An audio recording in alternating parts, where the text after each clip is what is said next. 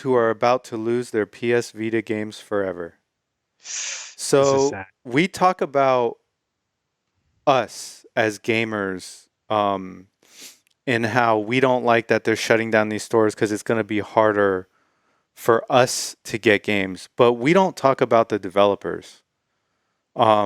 There's people right now who are racing against the clock to release their game on PS Vita before it's gone forever. And obviously, these developers are not taken into consideration even a little bit. So let's, I like that the gamer is doing this because it shines a light on the people who might have poured years into a project only to have it ripped away from them. You know what I Not mean? easy to make a game. Yeah, it's not easy to make a game at all. So let's look at this. Some quotes here. I'm going to put this article in the video description. Change is something that needs to happen at a publisher level. Otherwise, players looking to replay these games will have to acquire them from questionable sources instead of the console they're intended for, the developer says, referencing the fact that piracy will be one of the only ways to access these games once the stores close. By removing the legitimate option, publishers aren't leaving players with much choice. It's especially frustrating given how much effort Microsoft is putting into preserving its library and seeing great success with it. For me personally, it's also a somewhat sentimental moment. The Vita was home to the first games I ever worked on, and it's always nice hearing from people who still play those games or recently picked them up and enjoying them for the first time. It's sad knowing that those games are a lot less likely to be discovered and enjoyed.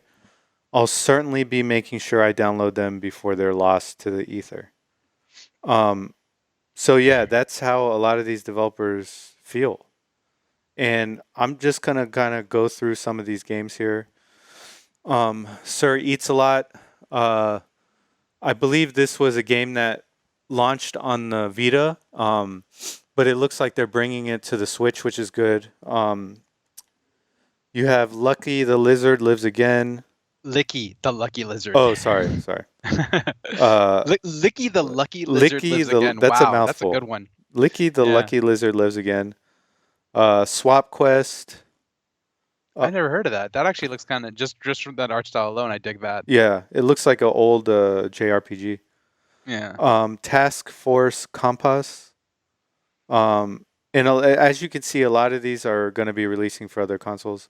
that's good. Um, That they find life in other locations. yeah, They Bleed Pixels, Russian Subway Dogs. Um, so yeah, I highly recommend everyone go check that article out and just see from the perspective of developers because you know, yeah, it sucks for us, gamers who play the games and want to be able to buy the games and play them, but it sucks way more for the developers who put years of work into this to see it all just flush down the drain.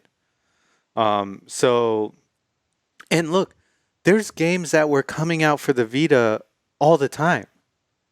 There was, dude, I would log on to Play Asia and see new Vita games coming out all the time, man. Oh hell yeah! I Yeah, actually wanted to get what was that most recent game? Sense, yeah, the cyberpunk ghost story, uh-huh. and they actually had a Vita version, and it sold out so quick. I Yeah, couldn't get it, but that was just a few months ago. I yeah. wanted to get that one. So, yeah, I highly recommend everyone read it and just kind of see things through the eyes of a developer because for them it's more tragic. It's heartbreaking. It's Yeah. heartbreaking. It is.